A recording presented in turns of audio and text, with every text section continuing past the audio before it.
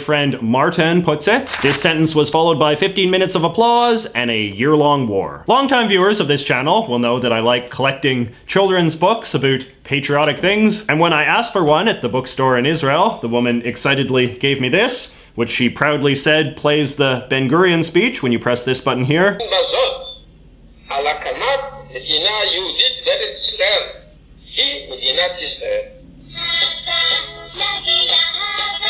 Was that the same iconic line? My Hebrew is not so great. Then there's the Bangladeshis. Bangladesh, as we may recall, used to be called East Pakistan, and on March 7th, 1971, a fellow named Mujibur Rahman led a pro-independence outdoor rally before a truly gigantic audience of hundreds of thousands of Bangladeshis eager to be free of Pakistani rule. And according to my friend Fahim, these are the most iconic Bengali sentences ever.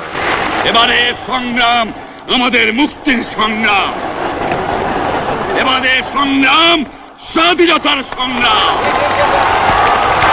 Just observing his voice and body language, you can tell that Mr. Rahman, who would later become the first Prime Minister of independent Bangladesh, was an extremely skilled and charismatic speaker. So it's not hard to understand why, in the words of my friend Khabib, his speech is considered core to the independence of Bangladesh. And perhaps that's also why this is the only speech the United Nations recognizes as an official UNESCO Global Heritage artifact. In contrast to that, my Austrian friends singled out a much more to-the-point liberation speech as their country's most iconic. In 1955, the Treaty of Austrian Independence was signed, in which the Allied powers ended their post-war occupation of the country and returned it to self-government. And after signing the treaty, the Austrian foreign minister rose and said three simple words that have been remembered ever since. Österreich ist frei. In France, meanwhile, they of course have a very sentimentalized story of their own wartime struggle for national liberation from Nazi Germany, led by General Charles de Gaulle and the French resistance based in London. On June 18th, 1940, de Gaulle repeatedly broadcast a speech from London, which is now known as the Appeal of June 18th, in which he calls for the people of France to not give up hope and ally behind him in resistance. A lot of lines from this speech have become extremely iconic over the years, including the somewhat grand way he refers to himself. Moi, Général de Gaulle. Which later became the name of a French movie. And the closing lines, which feature one of the most memorable catchphrases of the war. J'invite tous les Français qui veulent rester libres à m'écouter et à me suivre. Vive la France! Libre! I must confess that I am most familiar with this speech because a lot of lines from it were later remixed into this catchy song by the band Super Preachers. Général de Gaulle, moi, Général de Gaulle, moi, Général de Gaulle, j'invite tous les Français. Long after the war, when de Gaulle became president of France, he came to Canada and used some of his French resistance rhetoric in a speech at Montreal. It remains a very infamous moment in Canadian history because of how it fed into some of the worry that some people in the Canadian government had at that time that the French government was trying to stir up separatist sentiment amongst the French Canadians in order to weaken the Anglosphere. Vive Montréal! Vive le Québec!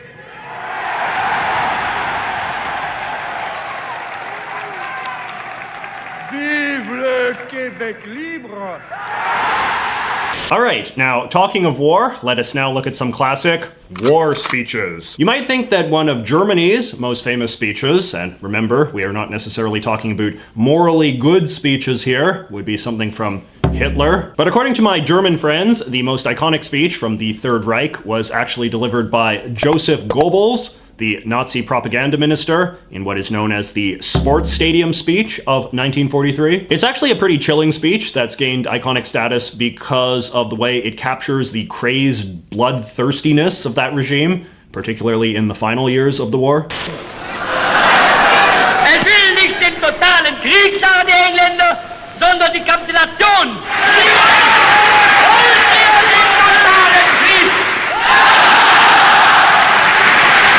Of Of course, as time has passed, the madness of this moment has also led itself to parody, with the line, "Do you want total war?" even becoming a bit of a dark meme in German culture, mocked for its sheer insanity. The Argentines have a similar moment in their history when their crazed dictator, General Galtieri, gave a completely ludicrous speech to the public after invading Britain's Falkland Islands in 1982. The iconic line in this case being, Si quieren venir, que vengan, le presentaremos batalla.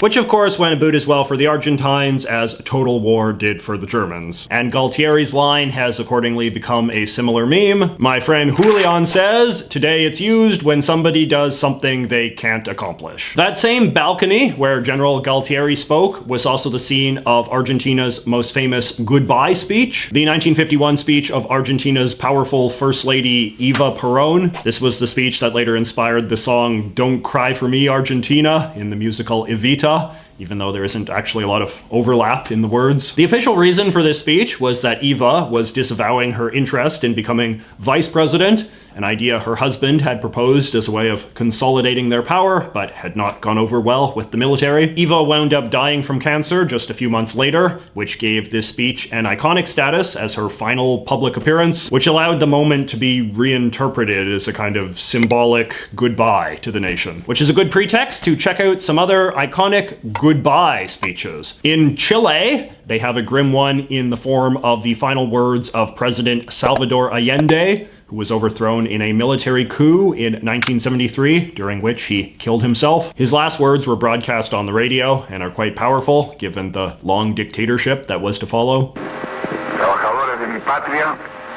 tengo fe en Chile su destino.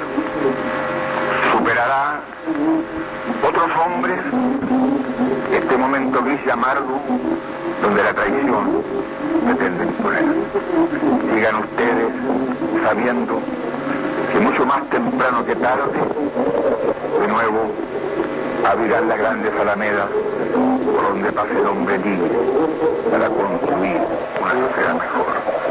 When I was in Chile last year, I noticed that they sell a lot of souvenirs with pictures of Allende's face on them, often using little snippets of this speech. As Chile's first socialist president, he was very controversial in his own time, but the circumstances of his death and the unpopularity of the dictatorship that followed him have made him a much more sentimentalized figure in retrospect, and his goodbye speech plays a big part in that. Alright, a much lighter goodbye speech once again comes from our friends in France. The concession speech of former President Giscard d'Estaing when he lost his bid for re-election in 1981. The cringe is really quite off the charts with this one. Et pour sa grandeur.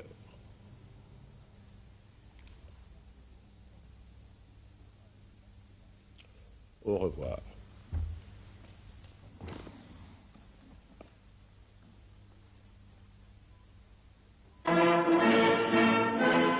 The Pakistanis have a different sort of iconic goodbye speech, a speech given by their then foreign minister Zulfikar Ali Bhutto, a major figure in Pakistani history, storming out of a 1971 UN Security Council meeting during a debate on the war with the Bangladeshi separatists we talked about earlier. We will fight. We'll go back and fight. My country hearkens for me. Why should I waste my time here in the Security Council? I will not be a party to the ignominious surrender of part of my country. You can take your Security Council. Here you are. I'm going. Reading the comments on some of the versions of this speech that I found on YouTube, it was interesting that the iconic status of this speech seems to have nothing to do with the substance of the Bangladeshi war, which I assume Pakistanis are mostly over at this point, and everything to do with the idea of a Pakistani leader standing up to the UN, a symbol of Western bossiness. The only gangster who can talk to the UN like that. This looks like a clip from Godfather, 1000% male with a capital M. But unfortunately for Mr. Ali, his government was later overthrown by General Muhammad Zia, who went on television to announce the news in a speech many of my Pakistani friends also named as one of their country's most iconic, which leads into our next category of speeches, Emergency declarations. Pretty much all of my Polish friends nominated this grim speech, given by their former communist dictator General Jaruzelski on December 13th, 1981. That was the day the Polish government formally imposed martial law in an attempt to crack down on political dissent in what is now remembered as one of the country's darkest periods in its final years of communist rule. The very melodramatic way Jaruzelski opened his proclamation seems to be what